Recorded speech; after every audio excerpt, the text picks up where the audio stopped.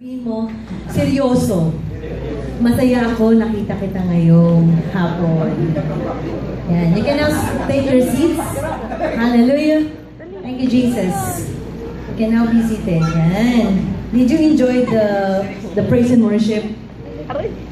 Nag-enjoy po ba kayo sa praise and worship? Amen. Hallelujah. Nakaka-enjoy. Amen. Let's pray. Father, thank you. You're such a good God. You know that we cannot be of church today. Pwede kaming mamili, Lord God, not to go into this church today. Pwede kaming magstay sa bahay, Lord, not to come and hear your word right now. We can choose not to stay and not to worship you, Lord, to come here. But by your grace alone, Lord, the grace that is undeserving, unearned, unmerited, Lord God, the grace that embraces us and loves us so much, Lord, that captivates us and captured us, Lord. It's all by your grace that we are able to choose to come here this afternoon to hear your word, to worship as a family here at Hope in Jesus City Church, and to come to your table, Lord, in spite of all the things na pinagdadaanan po namin. Sa lahat ng bagay na humahadlang sa amin sa pagpunta ngayon, sa hapon na to, yet Lord, your grace is enough. And Lord, for all the people who are weak today, the people who came in church today that are weak, that are struggling, that are depressed, Lord, Holy Spirit, I pray for you to comfort them. Yes. Lord, lift their heads up high, Lord, that they may enjoy your love, and see your glory and your power in their lives tonight. Today, Lord, have your way. In Jesus' name, and all God's people say, Amen. Hallelujah. Just stay alive and awake. Amen. Sabi mo sa katabi mo, muna tayo matulog. Hallelujah. So just stay alive and awake. Buhay po yung katabi natin. Amen. And for all of you who are new to this church, maingay po sa Hope in Jesus. Andiyan ba yung mga taga-hope? Maingay po sa Hope in Jesus City Church. When I say maingay, when they receive a word, a revelation from the Lord, they are not ashamed of saying amen. Kasi alam nila, when they say amen, it means, let it be. Let it be done. Amen? Parang si Mary, let it be. Let it be done. Amen to your word, Lord. And just to remind you, for those of you who know, na when you say amen, hindi lang yan basta sabi mo, Lord, mangyari, harinawa. No, let it be. Hindi lang yan. In the book of Revelation, when you say amen, it is speaking the name of Jesus because Jesus is the amen. So every time you say amen to a word of God, when I say you are the love of God and you say amen to that, you are not just saying amen, parang mere words lang. No.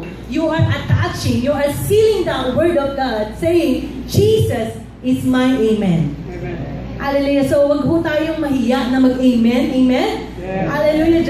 Just shout me out here. Help me preach to you. Amen. Amen. Hallelujah. So, hindi ho kayo pumasok sa church na to na para bang ay parang, what do you call that, na parang conference or seminar na upulang kayo, ganito. No. I'm not preaching to you. Hindi ho ako nandito sa harapan para sabihin ko yung what you need to do and not to do. No. I am preaching with you. It means ano man natanggapin ko ngayong hapon na to at ano man i-deliver natin sa pulpit na to, I'm receiving it from the Lord. I'm eating with you. Amen. I'm enjoying the word with you. And I'm not preaching to you. Hallelujah. And that's the best thing na pwede natin gawin sama-sama ngayong hapon na to, just to enjoy the presence of God, the word of God in this place. Amen. Amen. So, let me entitle this message, Captured by Grace. Yan. Sino yung official photographer natin? Pwede ba taas ang kamay niya? Si Sister Jang. Kapakan natin si Sister Jang. Gusto ko meron akong magandang kuha dyan, ha? Kasi malikot daw po ako. So, parang wala akong puro blurred yung kuha sa akin. So, Captured by Grace. Who among you here remember na back then, pag sinabing capturing or photography, kailangan niya ng, of course, camera. Then, kailangan niya ng film. Then, kailangan niya ng yung negative, when you capture it, tapos nandun sa film, then may negative yan, you need to develop that picture from a dark room. The darker the room is, the better the picture is. Are you here? So, let me just entitle this message, Captured by Grace. Kasi alam ko po, lahat tayo dito maraming pinagdaraanan. Marami tayong mga dark areas ng buhay natin. Amen. Yung bang ang dilim-dilim na para bang kala natin wala nang magandang lalabas o lilitaw sa buhay natin. But let me just tell you this, the darker the place is, the better the picture is. Yes. Hallelujah. So, grace. When we talk about grace, I want you to know, if there's a one word in the Bible that I want you to internalize, I want you to memorize, internalize, to get into your spirit. And if you want to see God's move sa buhay mo, if you want to see really God's power to work in this church, there's one word. I want you to internalize and get into your spirit, and that's where it is. Grace. Grace. Sabihin natin, grace. Grace. And grace is not just teaching. Hindi lang yan yung sinasabi ni Pastora. Hindi lang yan yung message. Hindi lang yan yung preaching niya. Doon sa church na yung grace ang tinuturo. Doon yung sinabi niya, grace. No, it's not just like not just preaching and teaching, but grace is the undeserved, unearned, unmerited favor, unmerited love, blessings, forgiveness of God in our lives. Amen. The thing is that anything that we don't deserve, but because of Jesus shouted at the cross saying, it is finished. Now, anything that you don't deserve, I don't deserve, Jesus gives it to us, to you, anyway. Alam mo yun, yung hindi mo naman deserving, pero because of Jesus shouted at the cross, it is finished. Now you can all have that blessing, all have that forgiveness, favor from the Lord, kahit na ano pa.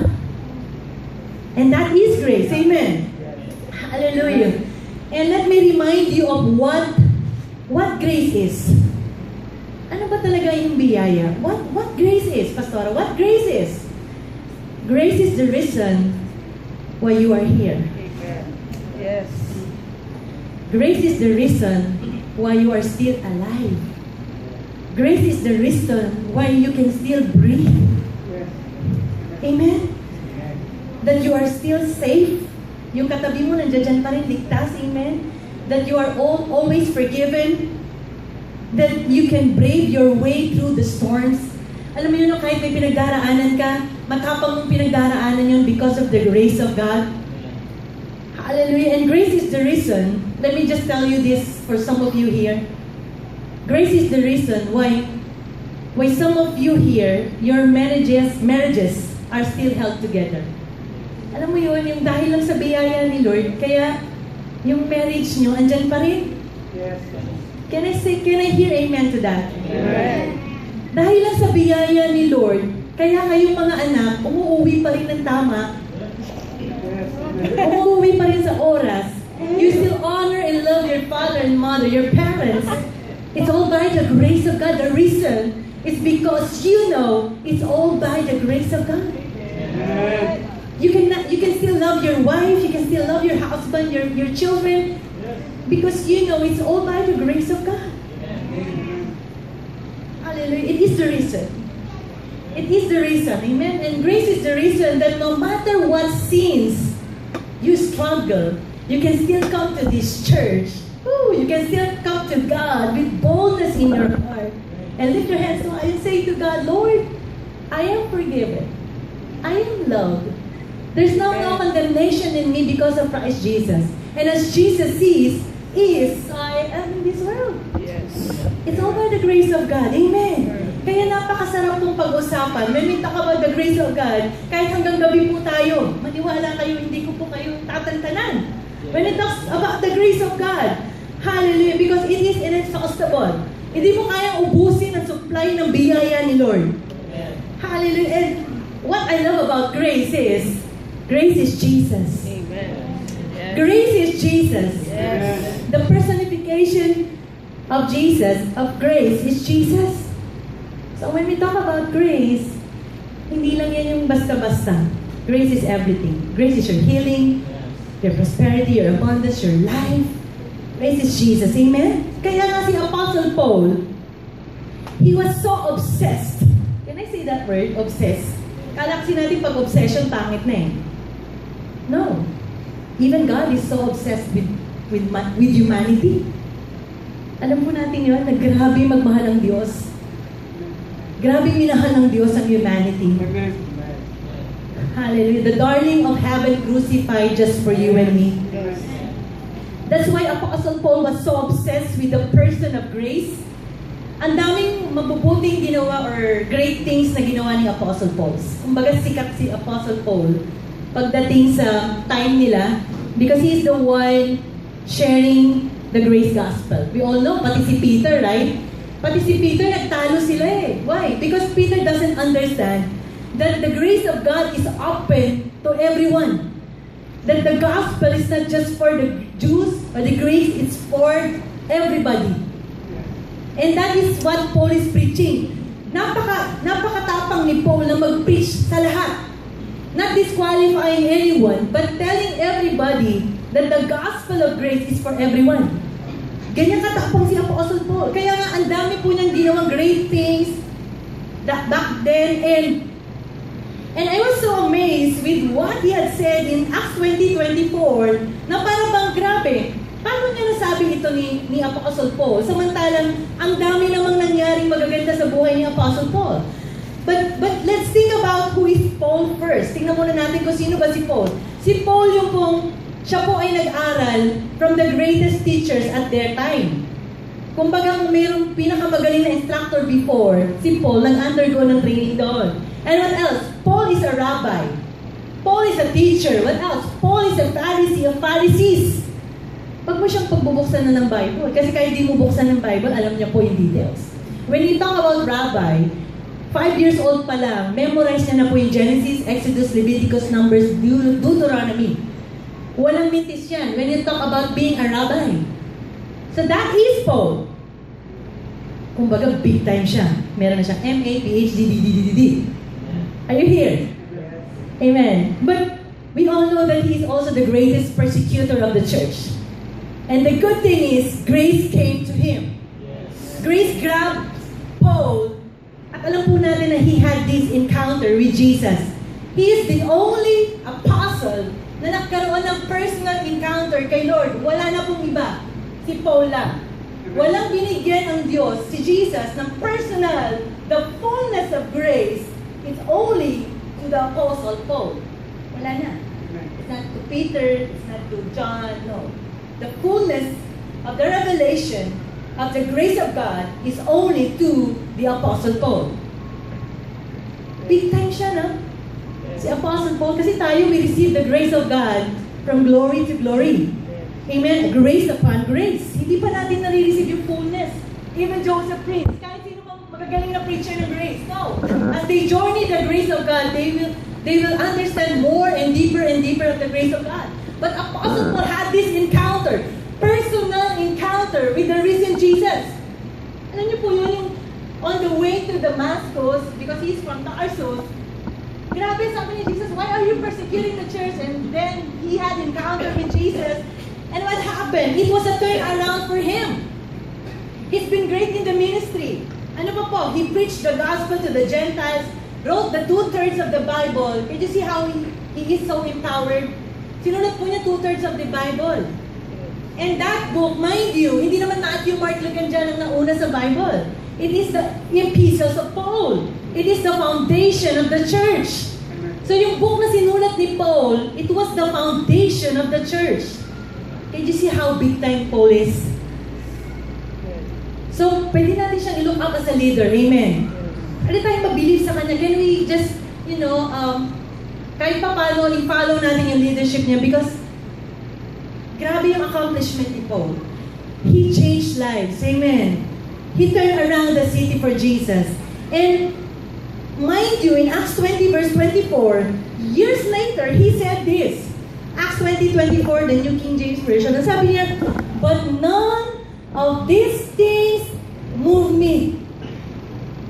Minsan kasi pag meron na tayo na-accomplish parang medyo tumitigas na yung mga liig natin right? Pag medyo big time na tayo, parang, but look at this, sabi niya, none of these things move me, nor do I count my life dear to myself, so that I may finish my race with joy and the ministry which I received from the Lord Jesus. What is that ministry? To testify to the gospel of the grace of God.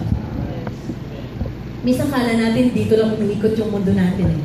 Ito lang yun sa pamilya, sa trabaho, sa business ko, sa school. But let me just tell to you, wala akong nag-satisfy kay Paul. The means in everything he had. But sabi niya, to testify to the gospel of the grace of God. But as I am reading or I'm into struggles sa buhay ko, I'm asking God now, Lord, why do we need to have these struggles ng buhay? Bakit kailangan namin pagdaanan mga to? Bakit sa ganitong edad, ganito na yung level ng aming responsibilities and obligations? Si Paul po dito, as he has received the fullness of grace, I want you to understand that. He has received the fullness of grace, yung kabuuan ng fullness of grace ni Lord. He lived the life of grace, amen? Lumakad siya sa biyaya, and he testified the gospel of the grace of God. Ang tanong ko lang, does he live perfectly? Some of you read the Bible, right? Perfect ba yung naging buhay ni Paul? Wala ba siyang struggle sa buhay? As in, habang ginagawa niya yung biyaya, habang naglalakad siya sa biyaya, maayos lahat yung buhay niya. Does he live perfectly in his life? The answer is no. Amen, no. He has struggles. He has difficulties. May pressure din siya. May depression din siya. Naiinsulto din siya. Naiinsulto din po ba kayo paminsan-minsan, right? Napapersecute ba kayo dahil sa faith ninyo?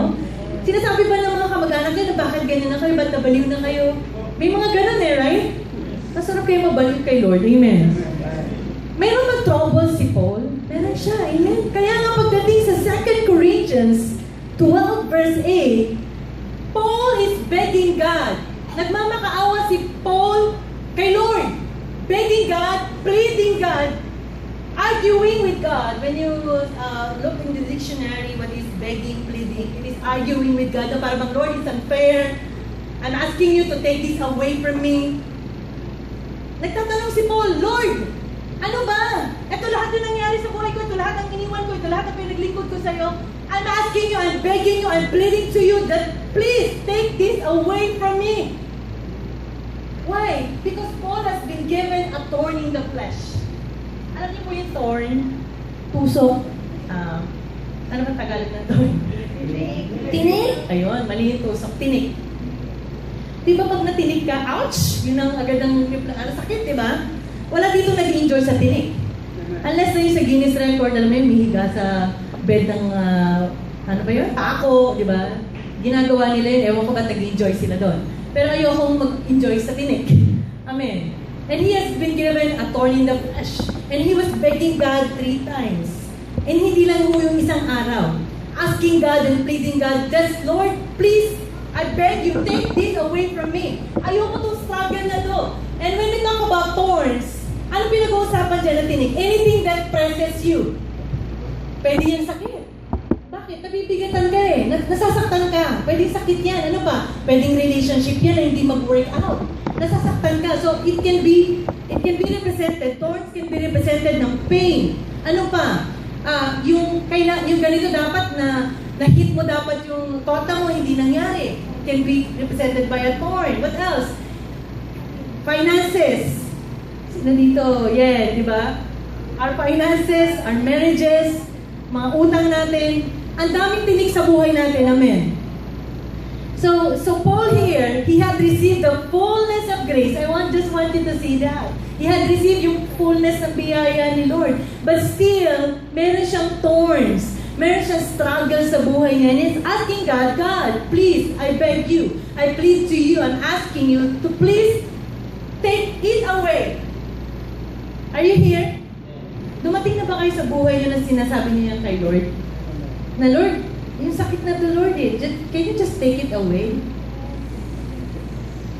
Yung mga utang na to Lord, di ba? I'm claiming for abundance. Just take it away, Lord. Yung boyfriend ko, just take him away. Para sandali. Nag-iyak agad yung mga girls dito, no? Lord, kunin mo na siya. I'm talking about of the thorns. Amen. Kunin mo na siya. Okay? So tapos may kaaway ka, may hindi ka gusto. Pati yung mga pressures na, alam mo yon, yung sinasalitaan ka ng di tama. Ang dami niyan, mga kala mo kaibigan. Pero pag nakatalikod ka, speaking against you. Actually, yung context ng Paul dito, sa thorn in the flesh niya, a messenger of Satan.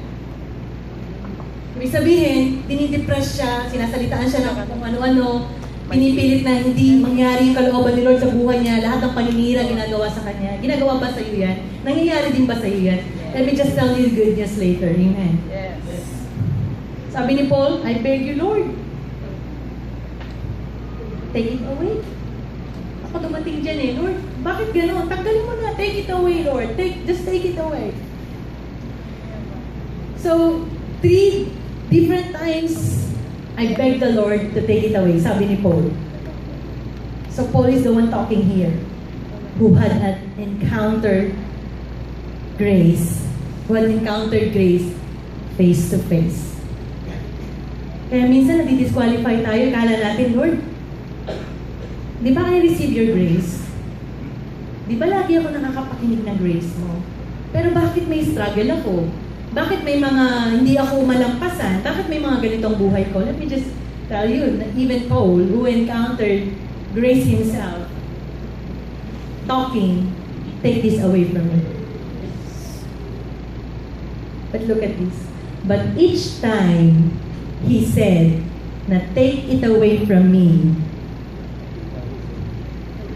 I pray that these verses na nagbago ng perspective ni Paul, na nagbago ng mind ni Paul, I pray that these verses who had an explosion into my spirit, giving me a new realization, a new perspective over life.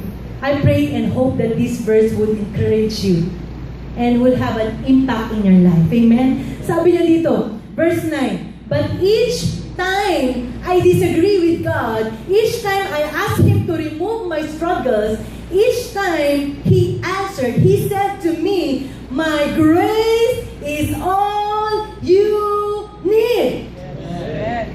Amen? Alam mo yan yung, Lord, bakit gano'n? Tanggalin mo na nga lahat to. Tanggalin mo na nga, Lord. Paul is saying that, pero ang sabi ni Lord, every time na sinasabi ni Paul na, Lord, tanggalin mo tong problema ko, tanggalin mo tong struggles ko, tanggalin mo tong pain, kirot, yung gulo ng pamilya, tanggalin mo, Lord. Ang sabi niya, no. My grace is all you need. Sabi ng ibang translation, my grace is sufficient for you. Sapat ang biyaya ko sa iyo. Sapat ang biyaya ko sa iyo. At ang sabi niya dyan, my power works best in weakness. When you have troubles, sigurado mahina ka. Right? Kapag may pinagdaraanan ka, yun, nanghihina ka, nalalambot ka, na parang hindi mo alam kung paano gumising ng maaga. Kasi hindi mo alam kung anong gagawin mo. Naranasan niyo na po ba yun? Yung when you wake up in the morning, na parang there's nothing inside of you to overflow. There's nothing to share. There's no purpose sa buhay mo. Parang wala kang purpose sa buhay. Kasi hindi mo alam yung gagawin mo. Pero sabi ni Lord, my power works best in weakness. Then si Paul na yung nagsalita. Sabi ni Paul, so now, I am glad to boast. Kaya ngayon minsan, ang yabang natin eh. Pero bakit hindi tayo maging mayabang sa weakness natin? Ayaw ko kayong malaman ng iba na yan yung weaknesses mo. Diba nga? Hindi natin gusto makita ng iba yung kahinaan natin. Pero sabi ni Paul, because of the grace of God is sufficient in His life. Sabi niya, so now, I am glad. Sabi ng ibang translation, I am pleasured, I have joy to boast about my weaknesses, so that the power of Christ can work through me. Do you want the power of Jesus to work through your life? Have that joy, have that gladness to boast in your struggles, in your problems, in your weaknesses. You know what? This church is a come as you are church. You come as you are. Everyone is welcome here. Hindi wini-welcome dito yung mga drug addict. They're all welcome here. Yung mga smokers, they are all welcome here. Lahat ng klaseng tao, welcome po sa Hope in Jesus City Church. That is why Jesus came. Jesus came not to save yung mga taong hindi kailangan ng doktor. Amen? Jesus came for sinners, for robbers, for adulterers, for smokers, for addicts, for robbers, for liars. Kaya nga, minsan lagi sinasabi, liars go to church. Don't get offended, amen? What I'm saying is that no one can stand here having no sin at all sa buhay natin. Amen? Each one of us here committed sin in any way. Are you here? But by the grace of God, He has qualified you. He had loved you all the way. Walang magkakapag-disqualify sa'yo. Kung si Lord nga, kinwalify ka niya eh. Kung si Lord nga, minahal ka niya ng todo eh. And God can never get angry with you again. Huwag mong iisipin na ang Diyos magagalit pa sa'yo. No. Because when He looks at you, hindi naman ikaw tinitignan niya eh. Alam mo kung sinong tinitignan niya sa'yo? Si Jesus. And Jesus can never displease God. He is always pleasing to His Father.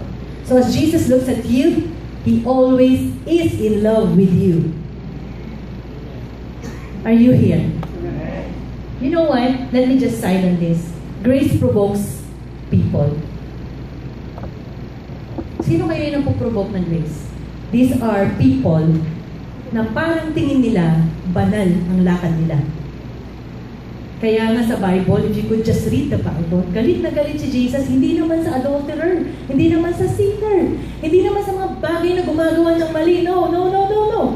Jesus was so furious and angry. Sabi nga niya sa kanila, pampihira kayo, para kayong mga tao, para kayong mitso, ang puti-puti sa labas, kulok naman ang nasa loob. And who is that people? Who are those people? These are the Pharisees and the Sadducees who have, this mentality na grabe.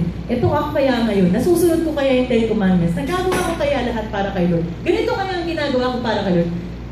No. But God is not pleased on that thing. Are you here? Yes. But let me just say to you that God loves you so much. God loves you so much. I want you to let the grace of God embrace you. Kahit po ako nandito sa harapan nyo, I don't have any license to just look unto you and say, mali yun ah. I can say that, but I cannot judge you over that. Amen. Are you here? I hope you can follow. Amen. The grace of God is sufficient for you and me. And His grace, mahal na mahal po tayo ni Lord. Amen. My grace is all you need, sabi ni Jesus to Paul. Bakit mo hinihingi na mawala yung weakness na yan? Bakit mo hinihingi na mawala yung struggle mo, mawala yung pagsubok na yan, mawala yung pag-iinsulto nila sa'yo, na sinasabi mo, kunin nyo na sila, Lord? Bakit mo hinihingi yan? Sabi niya, no, my grace is all you need. Yun lang ang kailangan mo. So look at this. Next verse. That's why, sabi ni Paul, si Paul na nagsasalita, I take pleasure in my weaknesses. I have the joy in my heart. Kaya nga sabi nila pag Kristiyano ka, kahit may pagsubok, masaya ka. Ayun lang yung nakakagawa kaya nun. The oil of gladness na hindi nagra-run dry sa atin. Even though you're into struggle, you can still smile. Sabi ni Paul, I take pleasure. Sabi sa ibang translation, I have the joy in my weaknesses and in the insults, hardships, persecutions, and troubles that I suffer for Christ. For when I am weak, then I am strong. Is that a good news for you? Nangihina ka ba ngayon? Kung nangihina ka, let me just tell you the good news. When you are weak, then the truth is, you are strong. You are a strong woman of God. You are a strong man of God. Amen? Because of the grace of God. And sabi ni dito ni Paul, look at this. Paul goes from begging God. dito nagsimula si Paul, begging God, asking God to take it away from him into a realization, into the revelation na natanggap niya sa kanya na kailangan lang pala niyang mag-take joy, mag-take pleasure in His weakness para yung power ni Lord mag-work sa buhay niya. Are you following? Are you seeing that? If you're into struggles, what you need to do is to have that joy, to take that pleasure in that weakness, in that insult, in that hardships, persecutions, and troubles. Because when you're weak, then you are strong. His grace is sufficient. Sabi mo sa katabi mo. Hallelujah. In our weakest, He is in His best. Amen? Yung weakest point mo, the weakest link, weakest point, it is in His best. He is in His best. Amen. Nakakatuwa si Lord, no? Kung kailan ka mahina, sasabihin niya, doon ka malakas. Kung kailan ka poor, sabi niya, rich ka. Kasi that's the way He looks at you. Hindi niya tinitignan kasi kung ano man yung sitwasyon mo ngayon. Amen. He sees the best in you. Walang laman yung bulsa mo. Sige, pasok natin yung kamay natin sa bulsa natin. Wala ba? Wala. O ito ang realidad. Kung wala yan, mayaman ka. When you have nothing at all, the truth is, sabi nga ni Paul, di ba? Focus on the things that are not seen. Yung hindi nakikita, doon ka mag-focus. When the Word of God says, you are prospered, you are healed, you are blessed, you are loved, you are favored, that is who you are. Amen. Kasi yung bagay, sabi sa Bible na nakikita, anything na nakikita, mawawala din yan bukas. Are you here?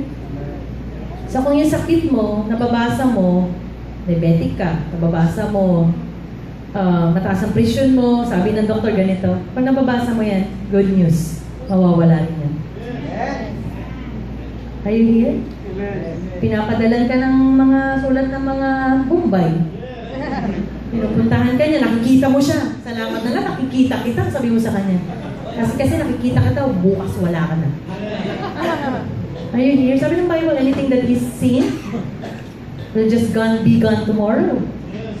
But anything that are unseen will be forever. You just need to walk of who you are in Christ. You are blessed. You are loved. You are pleasing to God. Anything that you hold on to, ano man hawakan mo, paniwalaan mo, ano man hawakan mo, pinagpapala ni Lord. Amen? Ano mang isipin mo na pwedeng mangyari sa pamilya mo, kayang gawin ni Lord sa buhay mo.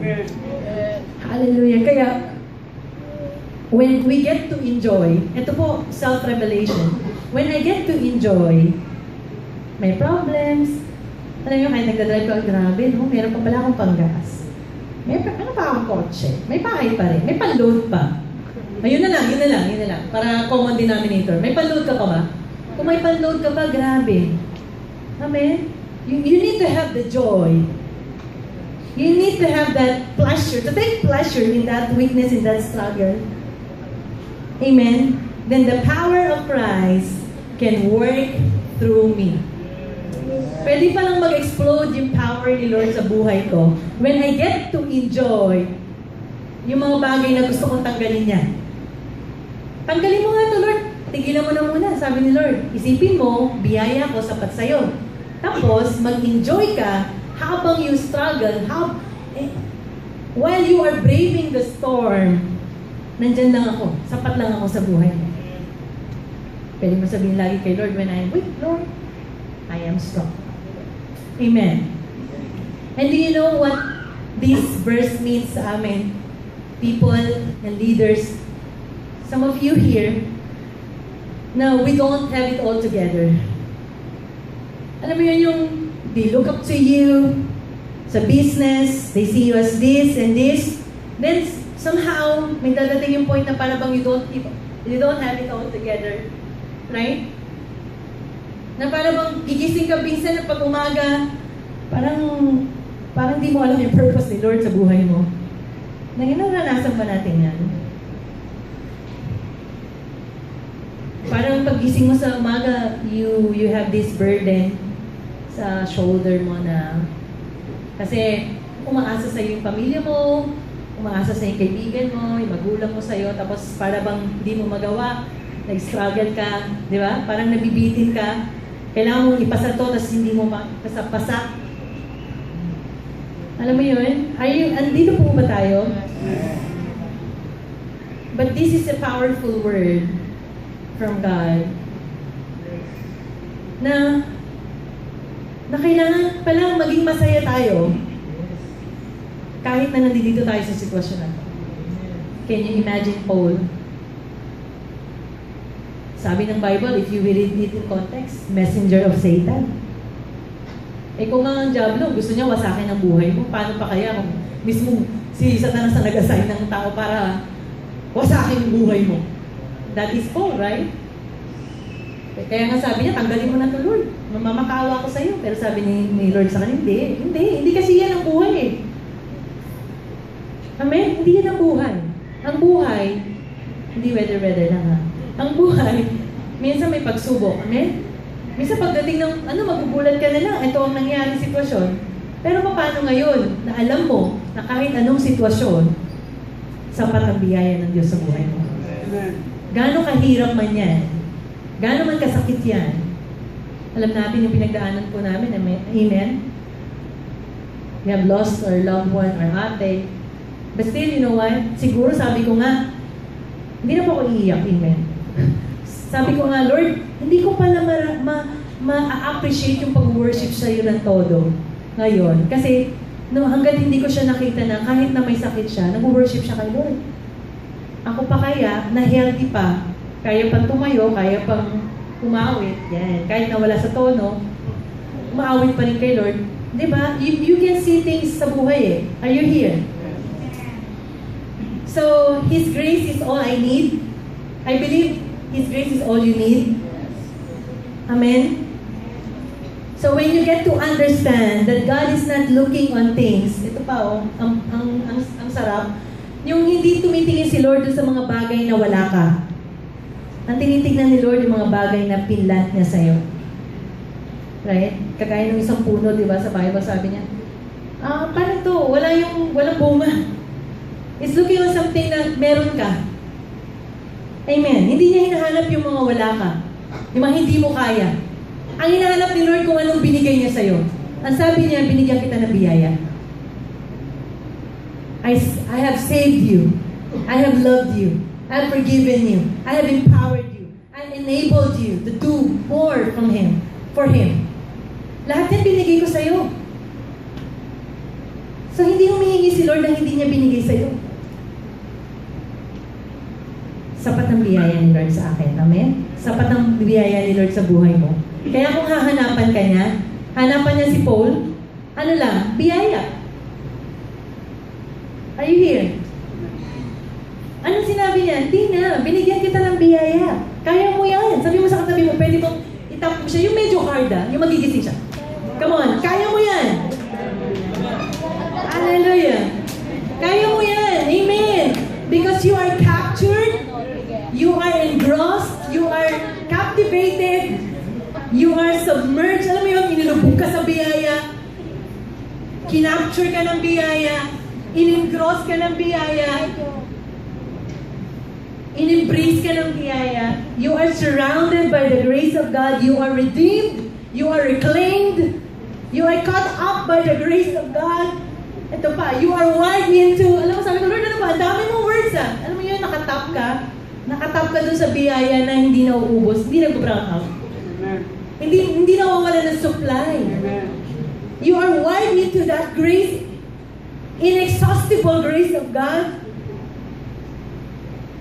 The supply of His grace is so grabe. Like an ocean, right? Sabi nga ni Max Lucado.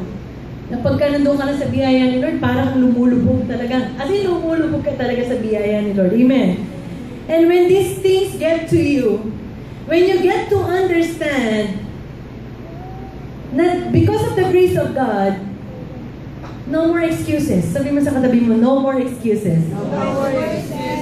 Because the grace of God covers all your weaknesses. That makes you say to yourself, come on, there's no more excuses for me. Not to get up and pick my things up and stand up and move forward to do the will and purpose of God in my life. Because the grace of God covers all your weaknesses. Kaya nga, sabi mo sa kanila, wala nang excuse ha. Kasi sapat ang biyaya ni Lord. Kahit nga kay Paul, ano bang ini-excuse mo? Sapat ang biyaya ko sa iyo, sabi ni Lord sa kanya. So now, pwede mo, sige, kung meron kang katabi, pwede ba hawakan mo yung baba niya? Ano ka lang ha, baka naman hindi ma-offend siya. Hawakan mo yung babas niya. Sabi mo, chin up, come on, chin up. Ooh, chin up, child of the Most High God. Amen. No more excuses for you. Because God's grace is sufficient for your life. Amen. Hallelujah. Thank you, Jesus. Can we all stand up for Jesus? You are in Christ. Amen. Brother Ruben, you are in Christ. Amen. Brother Rafi, you are in Christ. Yes. All of you here, you are in Christ. Sabi sa Bible, sa New Testament, 40 times, if I'm not mistaken, 44 or 40, basta 40 times po, amen? 40 times, sinabi sa New Testament na you are in Christ. Ibig sabihin, yung identity nun ni Jesus, ikaw din. As Jesus is, so are you. Kung minahal ng Diyos ang anak, mahal na mahal ka ng Ama.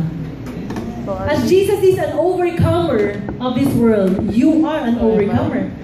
As Jesus is a success, you are a success. Yes. As Jesus is blessed, favored, loved, saan man pumunta si Lord, may purpose ang buhay niya, ordered and favored step by the Lord. Ganon din ikaw. Saan ka lumakad, saan ka patungo, lahat yan ordered and favored by the Lord. Amen. Because your identity is Jesus. So I see you now as an overcomer. I see you as a strong man of God. Yes. I see you as a strong woman of God, braving your way through the storms. Hallelujah. Oo, dumadating tayo sa sitwasyon ng buhay natin na we argue God, asking God na, Lord, dumating kasi ako dun sa punto na yun di ba? Na, Lord, tanggalin mo na kasi ito. Hindi, hirap na ako hirap na yung pamilya, hirap na yung sitwasyon ng buhay, ang daming babayarin. We argue with God, begging Him to remove yung mga struggles natin sa buhay natin. Na para bang hindi pwede na nandiyan yan. Kagaya na sinabi ni Paul, pero ang sagot lang ni Lord sa'yo. At yun din ang sinasabi niya sa akin ngayon. Sinasabi niya rin sa'yo ngayon, my grace is sufficient for you. My grace is all you need in this life. Ito pa sabi niya, for my power works best in your weakness.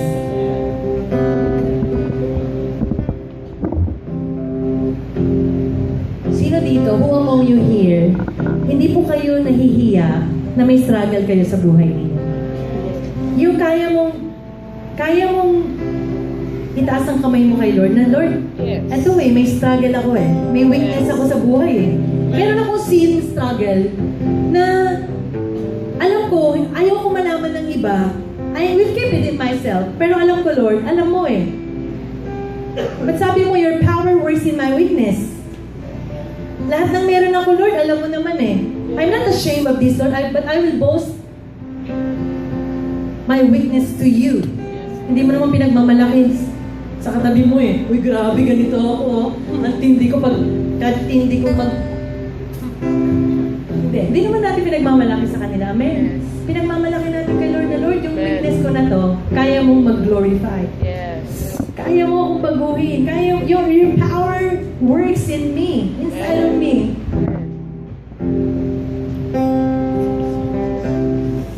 I want you to lift up your heads to Jesus. Alam mo yun, yung tingnan mo si Lord na, Lord, ano ang weakness ko, hindi ako mahihiya sa'yo. Yes. Don't bow down. Amen. To just lift your heads up to Jesus.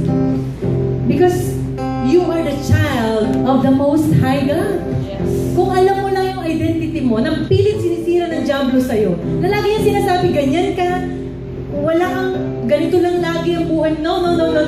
I am the child of the Most High God. Just chin up to God. Lift your hands up to Jesus. Let me encourage you in this. Rejoice. Be happy. Boast on your weakness. Boast on your struggles. Boast in everything that is weakening you. For the power of God can work through your life. Yes. At meron po tayong gagawin ngayong hapon na to. And it was just impressed to me by God. Kanina lang before coming here. Gusto ko po lahat po tayo pipila. Then we will anoint you with oil. And that oil represents the oil of gladness. Amen. Yes. That oil represents the anointing that empowers you to do more for God. Yung alam niyo po ba yung joy na sinasabi ni Paul doon? Kailangan lang pala magalak tayo sa mga struggles ng buhay natin. So kung may struggle ka sa buhay, kung may problema ka, may pinagdaraanan ka, may sakit ka ngayon, let me just tell this to you. Let that joy not run dry sa buhay mo. So pag pinahid natin yung oil dito ng gladness, let that remind you na kailangan mag-enjoy ka lang sa buhay. Amen.